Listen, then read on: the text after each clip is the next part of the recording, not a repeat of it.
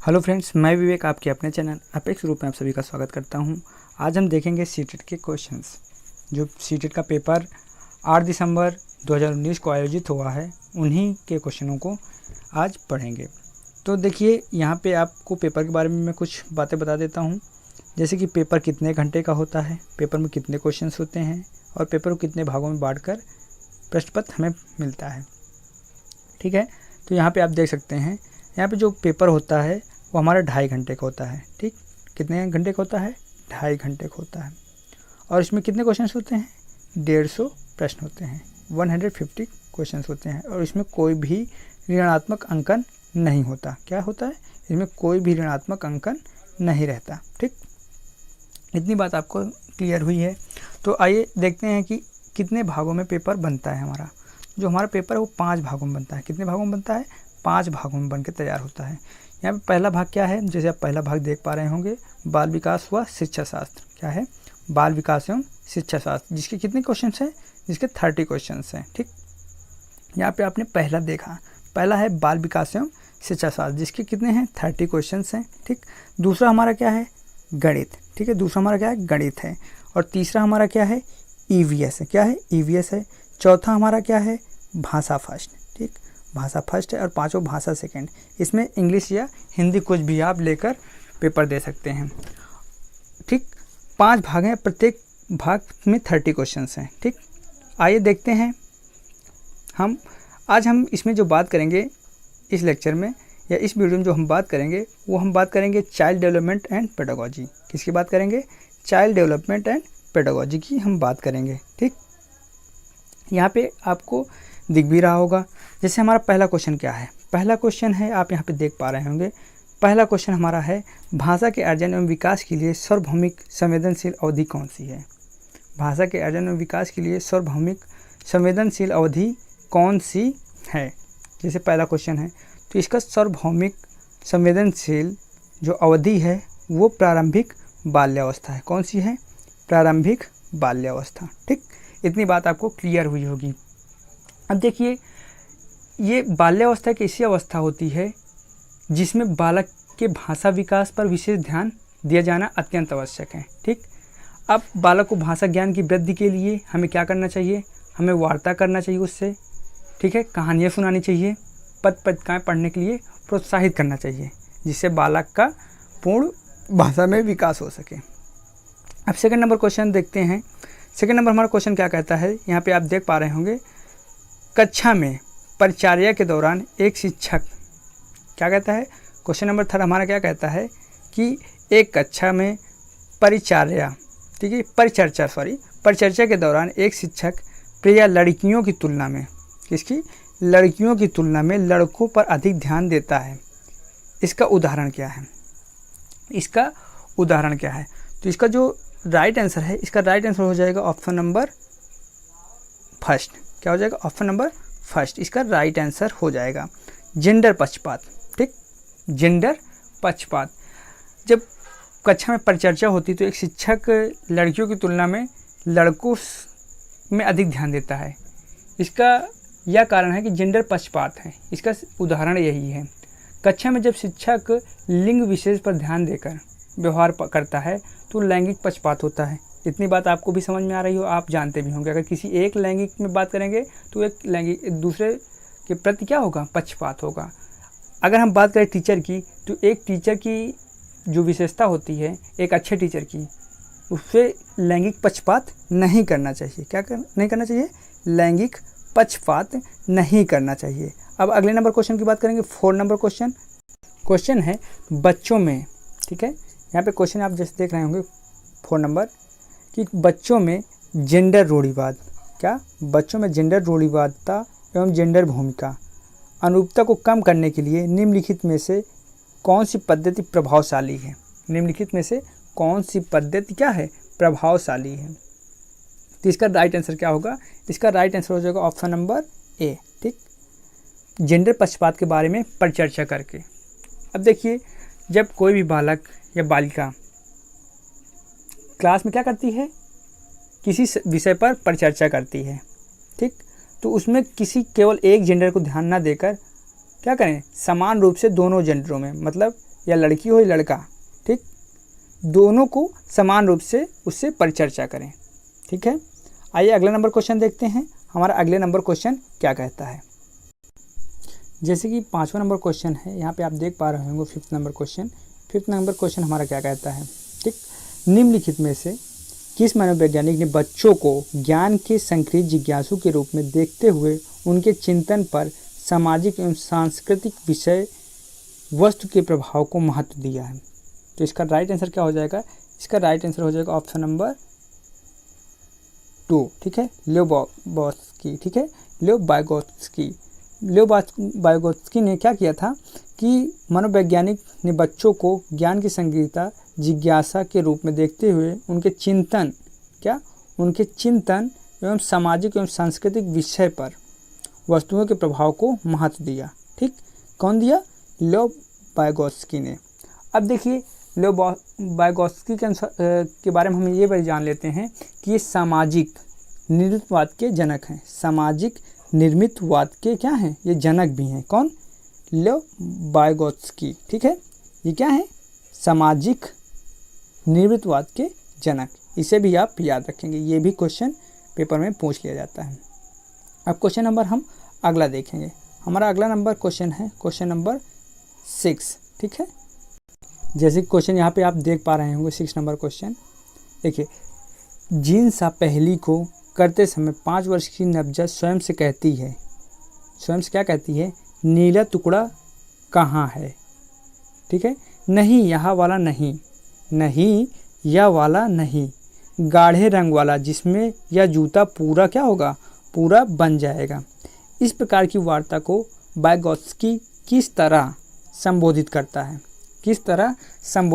है, इसका आंसर देना है। तो इस प्रकार की वार्ता को जो बायगोत्स्की हैं वो व्यक्तिगत वार्ता, ठीक है, व्यक्तिगत वार्ता से संबोधित करते हैं। जैसे बायगोत्स्की कहते हैं कि जब एक बालक एक बालिका किसी काम को करते समय आपस में बात करते हैं, ठीक है, एक दूसरे से बात करते हैं, उन्हें व्यक्तिगत वार्ता कहा गया है। ठीक, उन्हें क्या कहा गया है, व्यक्तिगत वार्ता। किंतु जब ये अपने मन में सोचते हुए कार्य करते हैं, ठीक है, बायगोत्स्की क्या कहते हैं, जब ये अपने मन में सोचते हुए अगर कोई कार्य करते हैं तो इसे आत्मभाषा या आत्म केंद्रीय वार्ता कहते हैं। ठीक है, ये बात भी आप ध्यान रखेंगे। अब क्वेश्चन नंबर हम अगला देखेंगे। जैसे आप क्वेश्चन देख पा रहे होंगे 7 नंबर, ये कहता क्या है कि बच्चों में संकेत देना तथा आवश्यकता पड़ने पर सहयोग प्रदान करना निम्नलिखित में किस प्रकार का उदाहरण है। निम्नलिखित में से किस प्रकार का उदाहरण है, इसका हमें क्या करना है, राइट आंसर करना है। तो इसका राइट आंसर होगा ढांचा। क्या होगा, राइट आंसर हो जाएगा यहाँ पे ढांचा, मतलब 4 नंबर क्वेश्चन, 4 नंबर आंसर। ठीक है, इसका राइट आंसर हो जाएगा ढांचा। अगर सहयोग प्रदान करने पर हमें क्या करना चाहिए, अगर ढांचा प्रदान करते हैं, ठीक, बच्चों में संकेत देना, आवश्यकता पड़ने पर सहयोग प्रदान करना, ये एक प्रकार का क्या है, ढांचा है। अब अगर हम बायगोत्स्की के अनुसार बात करें, बायगोत्स्की के अनुसार तो ढांचा का निर्माण एक तकनीक है। क्या है, बायगोत्स्की के अनुसार ढांचा का निर्माण एक तकनीक है। ठीक है, आइए अगला नंबर क्वेश्चन देखते हैं। ठीक, अगला नंबर क्वेश्चन हमारा क्या कहता है। यहाँ पे क्वेश्चन आप देख पा रहे होंगे क्वेश्चन नंबर 8। देखिए यहाँ पे क्वेश्चन नंबर 8 क्या कहता है। ठीक है, क्वेश्चन नंबर 8 हमारा कहता है, देखिए कि निम्नलिखित व्यवहारों में से कौन सी जीन पियाजे के द्वारा प्रस्तुत मूर्त संक्रियता अवस्था को क्या करता है, मूर्त संक्रियात्मक अवस्था को विशेषित करता है। तो इसका राइट आंसर क्या हो जाएगा, इसका राइट आंसर हो जाएगा ऑप्शन नंबर 2। ठीक है, ऑप्शन नंबर 2 कि मूर्त संक्रियात्मक अवस्था को विशेषित करता है संरक्षण और कक्षा समावेश। ठीक, अब थोड़ा इसके बारे में बात कर लेते हैं, मूर्त संक्रियात्मक के बारे में। तो मूर्त संक्रियात्मक अवस्था संज्ञात्मक विकास की तीसरी अवस्था होती है। कौन सी अवस्था होती है, तीसरी अवस्था, जिसकी समय अवधि लगभग 7 वर्ष से 11 वर्ष तक बनी रहती है या मानी जाती है। इस अवस्था में बच्चों में 3 महत्वपूर्ण संप्रत्य विकसित होते हैं। ठीक है, जैसे कि पहला संरक्षण का सिद्धांत, प्रिंसिपल ऑफ कन्वर्जेशन। ठीक है, फिर दूसरा संबंध जिसे रिलेशन बोलेंगे, और तीसरा जो है कक्षा समावेशन या वर्गीकरण। ठीक, हमने 8 नंबर भी क्वेश्चन देख लिया। अब अगला नंबर क्वेश्चन देखेंगे। मुझे ऐसा अनुमान है कि आपको हमारी वीडियो अच्छी लग रही हो। अगर आप हमारे चैनल में पहली बार हैं तो हमारे चैनल को लाइक करें, सब्सक्राइब करें और शेयर करना ना भूलें। अगर पहली बार चैनल में हैं तो सब्सक्राइब भी करें हमारे चैनल को और बेल आइकन को ज़रूर प्रेस करें।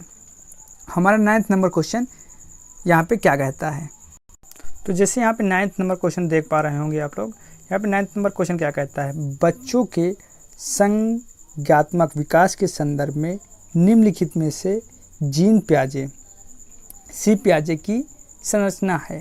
तो यहाँ पे जो सी पियाजे की संरचना है वो कौन सी है, तो इसका राइट आंसर हो जाएगा ऑप्शन नंबर फर्स्ट, क्या, स्कीमा। जो स्कीमा है बच्चों के संज्ञानात्मक विकास के संदर्भ में जीन पियाजे की एक संरचना है। क्या है, जीन पियाजे की एक संरचना है। ठीक, अब हम क्वेश्चन नंबर अगले की बात करेंगे। हमारा क्वेश्चन नंबर अगला क्या है, क्वेश्चन नंबर हमारा अगला है 10th। ठीक है, जैसे कि यहाँ पे 10 नंबर क्वेश्चन है। 10 नंबर क्वेश्चन देखिए, आकलन का प्राथमिक उद्देश्य क्या होना चाहिए, प्राथमिक उद्देश्य क्या होना चाहिए, इसका राइट आंसर क्या हो जाएगा। जो हमारा आकलन का प्राथमिक उद्देश्य होना चाहिए वो होना चाहिए कि संबंधी अवधारणाओं के बारे में बच्चों को स्पष्ट भ्रांतियों को समझाना। ठीक है, समझाना। अब देखिए यहाँ आकलन का प्राथमिक उद्देश्य, जैसे कि हमें आकलन करना क्यों महत्वपूर्ण है, शिक्षक को आकलन क्यों करना चाहिए, इसका मेन उद्देश्य ये है कि बच्चे को जो पढ़ाया गया, ठीक है, उसने कितना सीखा, उसे कितना स्पष्ट है। ठीक, इसलिए शिक्षक को आकलन करना क्या है, इम्पॉर्टेंट है। तो यहाँ पे राइट आंसर क्या हो जाएगा, ऑप्शन नंबर 2। क्वेश्चन नंबर हम 11 की बात करेंगे। 11 नंबर क्वेश्चन क्या कहता है, यस, जैसे आप 11 नंबर क्वेश्चन देख पा रहे होंगे। यहाँ पे क्या कहता है, निम्नलिखित कथनों में से कौन सा बुद्धि के बारे में सही है। क्या, किसके बारे में, बुद्धि के बारे में सही है। तो यहाँ इसका राइट आंसर हो जाएगा ऑप्शन नंबर 4। क्या हो जाएगा, ऑप्शन नंबर 4। बुद्धि क्या है, बहुआयामी है। ठीक, बहुआयामी है तथा जटिल योग्यताओं का समूह है। ठीक, तो अगर हम बुद्धि के बारे में बात करें तो बुद्धि के बारे में हार्वर्ड गार्डनर ने क्या कहा था कि बुद्धि का जो स्वरूप होता है एकाकी न होकर बहुप्रकारी होता है। ठीक है, बुद्धि क्या होता है, बहुप्रकारी होता है। और बुद्धि को उन्होंने कहीं पे उनके 7 देखने को मिलता है, कहीं 8, उन्होंने कहीं 7 लिखा और कहीं पे 8। तो उन्होंने बुद्धि को 8 प्रकार का 8 भागों में बांटा। ठीक है, 8 प्रकार की बुद्धि का उल्लेख किया उन्होंने। ठीक, तो जैसे आप यहाँ पे समझ पा रहे होंगे निम्नलिखित में से कौन से बुद्धि के बारे में सही है। तो यहाँ बुद्धि क्या है, बहुआयामी है, ऑप्शन नंबर 4 सही है। बुद्धि क्या है, बहुआयामी है तथा जटिल योग्यताओं का एक समूह है। ठीक, अगर हम बात करते हैं हार्वर्ड गार्डनर के अनुसार तो बुद्धि एकाकी न होकर बहुप्रकारी होती है। इन्होंने बुद्धि को 8 भागों में या 8 प्रकार से इसका उल्लेख किया है। अब क्वेश्चन नंबर हमारा 12 क्या कहता है, 12 नंबर क्वेश्चन की बात करेंगे। 12 नंबर क्वेश्चन क्या है, रूही समस्या के एकाधिक, ठीक है, समस्या के एकाधिक समाधान के बारे में सोचती है। इसमें से काफ़ी समाधान मौलिक होते हैं। तो रूही किन गुणों का प्रदर्शन कर रही है, इसका आपको आंसर करना है। तो रूही किस गुण का प्रदर्शन कर रही है, यहाँ पे राइट आंसर हो जाएगा सृजनात्मक विचारक। ठीक है, किस गुण का प्रदर्शन कर रही है, सृजनात्मक गुण का। सृजनात्मक गुण से मतलब कि वो किसी नए, ठीक है, किसी नए ढंग से सोचकर उसे समाधान करने के बारे में सोच रही है। ठीक है, तो ये कैसा गुण हुआ, सृजनात्मक विचारक गुण हुआ। ठीक, कैसा गुण हुआ, सृजनात्मक विचारक। ओके, आइए अगला नंबर देखते हैं क्वेश्चन। अगला नंबर 12 नंबर हो गया है। अब हमें 13 नंबर क्वेश्चन को सॉल्व करना है। अब क्वेश्चन यहाँ पे आप देख पा रहे होंगे। क्वेश्चन क्या है कि शिक्षण अधिगम प्रक्रिया में वंचित समूह से संबंधित विद्यार्थियों के द्वारा सहभागिता कम होने की स्थिति में एक शिक्षक को क्या करना चाहिए, एक शिक्षक को क्या करना चाहिए। तो यहाँ पे आप देख पा रहे होंगे कि अपनी शिक्षण पद्धति पे विचार करना चाहिए। क्या करना चाहिए, ऑप्शन नंबर यहाँ पे 4 राइट हो जाएगा। यहाँ पे अपने शिक्षक पर विचार करना चाहिए। क्या करना चाहिए, विचार करना चाहिए तथा बच्चों को सहभागिता में सुधार करना, ठीक है, करने के लिए उन्हें नए तरीकों को ढूंढना चाहिए। ठीक, क्या करना चाहिए, टीचर को किसी नए तरीकों को अपने सहभागिता से सुधार कराने के लिए नए तरीकों को ढूंढना चाहिए। मतलब कि बच्चे किस प्रकार उसमें सहभागी होंगे, किस प्रकार वो अपनी शिक्षा दे या अपनी शिक्षा में किस प्रकार से सुधार करें जिससे कि बच्चे उसकी ओर अग्रसित हों। ठीक, तो आइए अगला नंबर क्वेश्चन देखते हैं। अगला नंबर क्वेश्चन हमारा क्या कहता है। तो क्वेश्चन यहाँ पे जैसे कि क्या बोल रहा है कि एक समावेशी कक्षा में, क्या, एक समावेशी कक्षा में शिक्षक को विशिष्ट शैक्षिक योजना को क्या करना चाहिए, सक्रिय रूप से तैयार करना चाहिए। क्या करना चाहिए, सक्रिय रूप से तैयार करना चाहिए। एक समावेशी कक्षा में एक शिक्षक को विशिष्ट शैक्षिक योजनाओं को सक्रिय रूप से तैयार करना चाहिए। यहाँ ऑप्शन नंबर 3 करेक्ट हो जाएगा। क्या हो जाएगा, ऑप्शन नंबर 3 यहाँ पे करेक्ट हो जाएगा। ठीक, तो जैसे कि क्या है कि कोई एक विशिष्ट बच्चा है, मतलब समान बच्चों के साथ साथ विशिष्ट आवश्यकता वाले बच्चों की भी क्षमता और व योग्यता के अनुसार उनका अधिगम अनुभव प्राप्त हो सके। इसलिए क्या करना चाहिए कि एक समावेशी कक्षा में एक शिक्षक को विशिष्ट शिक्षक योजना को सक्रिय रूप से तैयार करना चाहिए ताकि समान बच्चों के साथ साथ जो विशिष्ट आवश्यकता वाले बच्चे भी अपनी क्षमता, ठीक है, क्षमता व योग्यता के अनुसार अधिगम अनुभव प्राप्त कर सकें। ठीक, तो यहाँ पे इसका राइट आंसर क्या था, 3 था। ठीक है, यहाँ तक आपको समझ में आया होगा। आइए अगला नंबर क्वेश्चन देखते हैं, 15 नंबर क्वेश्चन। ठीक है, 15 नंबर क्वेश्चन यहाँ पे क्या है।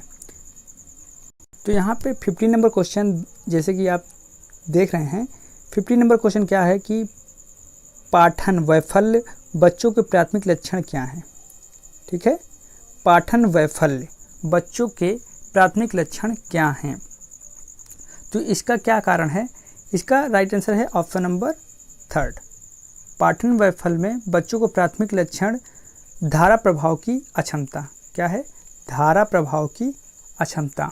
ठीक, अब जो पाठन वैफल्य अधिगम विकास में ग्रसित बच्चे जो होते हैं वो धारा प्रभाव मतलब एक तरीके से पढ़ने में उनमें क्या होती है, कठिनाई होती है, जिसके अतिरिक्त उसमें डिस्लेक्सिया में कई लक्षण दिखाई देते हैं। जैसे अगर हम बात करते हैं उन लक्षणों की, तो वर्णमाला अधिगम में कठिनाई, ठीक, वर्णमालाओं को ज्ञान न होना, अक्षरों की ध्वनियों सीखने में कठिनाई, वो जो अक्षर हैं उनके ध्वनि को भी नहीं बोल पा रहे हैं।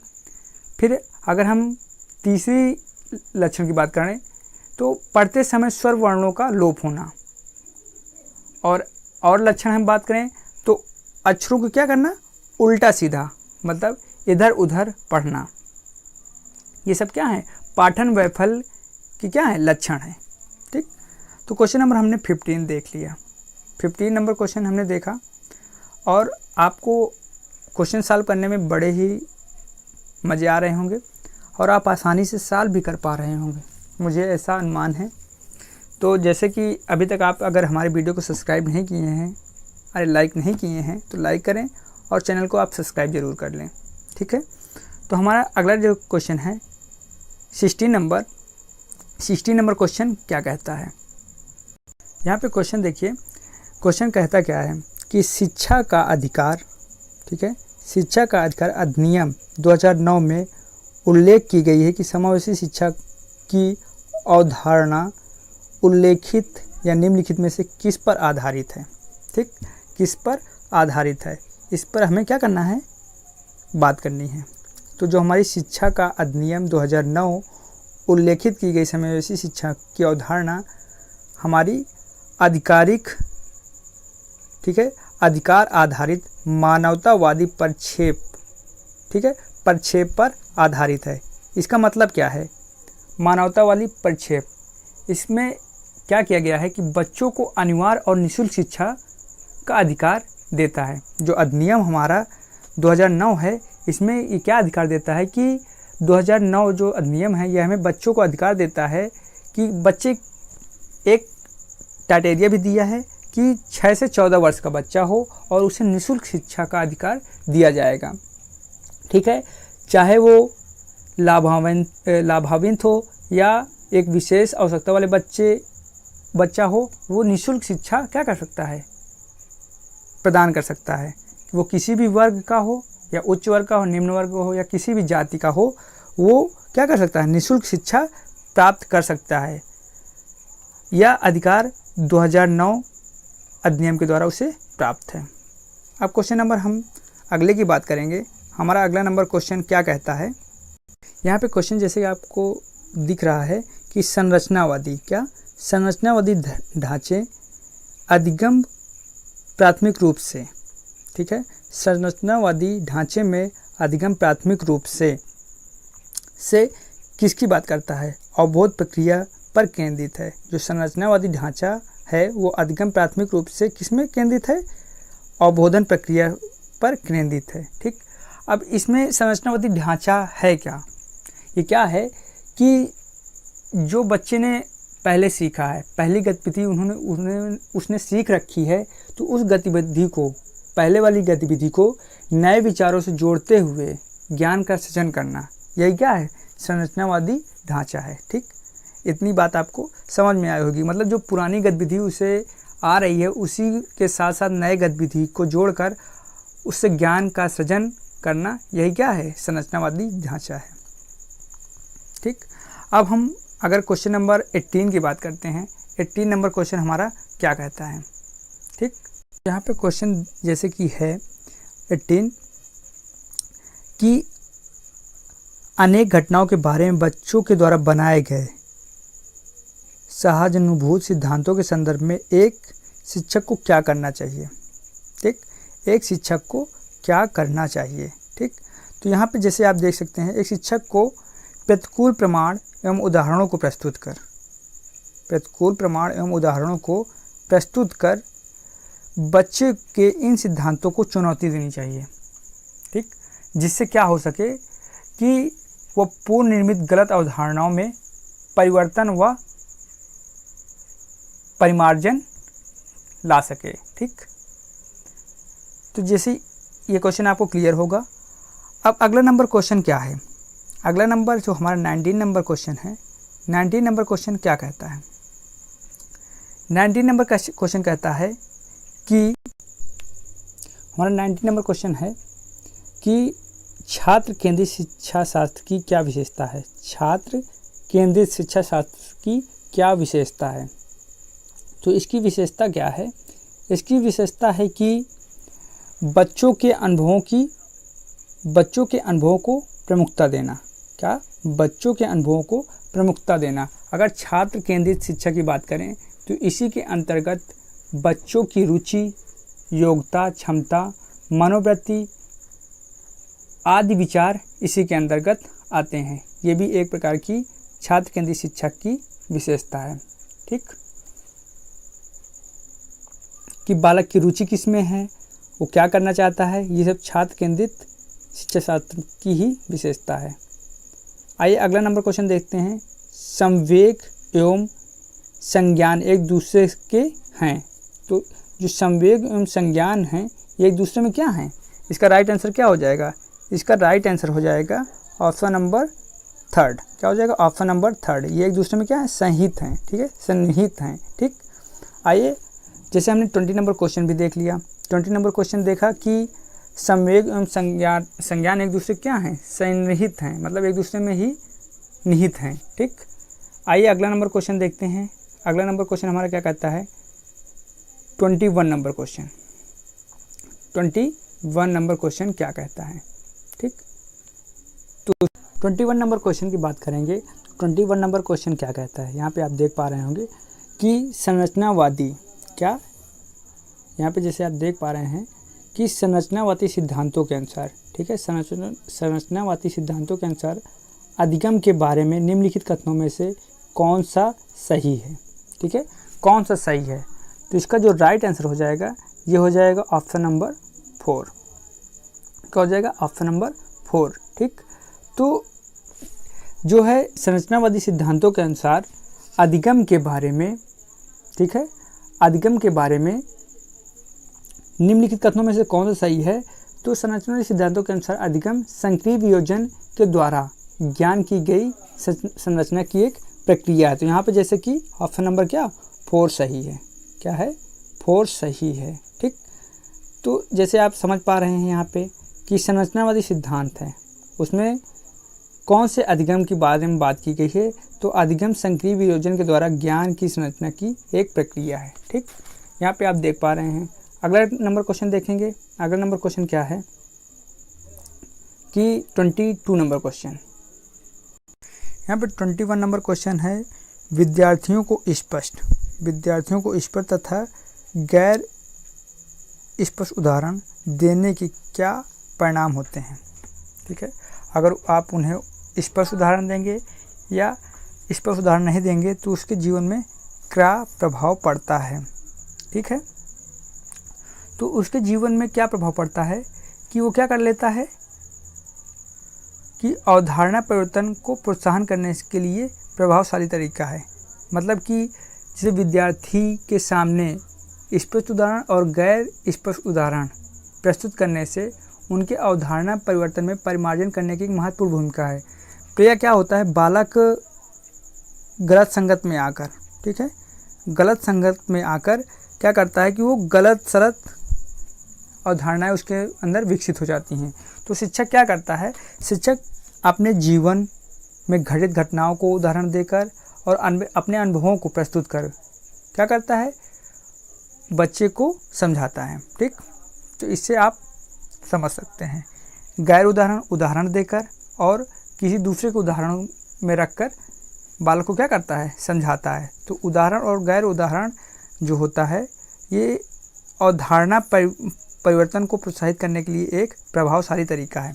मतलब कि उदाहरण देकर आप किसी भी बालक को एक सही डायरेक्शन में ला सकते हैं कि आप ऐसा करोगे तो आपके साथ ऐसा होगा, इसलिए आप ऐसा मत करो। ठीक, तो उदाहरण देकर किसी भी व्यक्ति को सही डायरेक्शन में लाया जा सकता है। उदाहरण ही एक प्रभावशाली तरीका होता है। यहाँ पे हम क्वेश्चन अगले की बात करेंगे। अगला नंबर क्वेश्चन हमारा क्या कहता है? यहाँ पे आप देख सकते हैं जैसे कि 23 नंबर क्वेश्चन क्या कहता है। 23 नंबर का क्वेश्चन कहता है कि बच्चों में अधिगम की गतिविधि में भागीदार करने के लिए लगातार पुरस्कार देने पर या दंड का प्रयोग करने पर क्या प्रभाव पड़ता है? तो उसमें जो प्रभाव पड़ता है, अधिगम में बच्चों की स्वाभाविक अभिरुचि और जिज्ञासा क्या हो जाती है? कम हो जाती है। ठीक है, अब वो उसी पर क्या हो जाता है? एक तरीके निर्भर हो जाता है और अनुक्रिया के बाद पुरस्कार या दंड की प्राप्ति की आशंकित रहते हैं। ठीक है, आशंकित रहते हैं कि हमें दंड या पुरस्कार मिलेगा कोई भी कार्य करने के बाद। इसलिए जो स्किनर है वो आंशिक पुनर्बल में ज़्यादा जोर दिए हैं, उसे ज़्यादा बेहतर मानते हैं, ना कि आशंकित। ठीक, आशंकित को बेहतर ना मानकर वो आंशिक रूप से पुनर्बल को अधिक बेहतर मानते हैं। ठीक, आइए क्वेश्चन नंबर अगला देखते हैं। अगला नंबर क्वेश्चन क्या कहता है? अगला नंबर क्वेश्चन है हमारा 24 नंबर क्वेश्चन। अगर हम इस क्वेश्चन की बात करते हैं, ये क्वेश्चन क्या है? निम्नलिखित में से कौन सी प्रथा सार्थक अधिगम को बढ़ावा देती है? कौन सी अधिगम सार्थक अधिगम को बढ़ावा देती है? तो इसका हमें राइट आंसर करना है। तो जो सार्थक अधिगम को बढ़ावा देती है वो हैं ऑप्शन नंबर 2 और ऑप्शन नंबर 3। ठीक है, ऑप्शन नंबर 2 और 3 यहाँ पे आप देख पा रहे होंगे। पहला क्या है? सहयोगात्मक अधिगम पर्यावरण, और दूसरा है सतत एवं समग्र मूल्यांकन। अगर हम बात करते हैं निम्नलिखित प्रथाएं सार्थक अधिगम को बढ़ावा देती हैं तो कौन सी हैं? पहला है सहयोगात्मक अधिगम वातावरण, दूसरा है सतत एवं समग्र मूल्यांकन, तीसरा है अध्यापक की संरचनात्मक भूमिका, और जो चौथा है रोचक पाठ्य सामग्री आदि। ये क्या देते हैं? सार्थक अधिगम को बढ़ावा देते हैं। ठीक, और ये जहाँ पे आपकी क्वेश्चन की बात की जाए तो क्वेश्चन में आपकी ये दोनों राइट हैं। पहला है सहयोगात्मक अधिगम पर्यावरण, दूसरा सतत एवं समग्र मूल्यांकन। क्वेश्चन नंबर 25 की बात करते हैं। 25 नंबर क्वेश्चन क्या कहता है?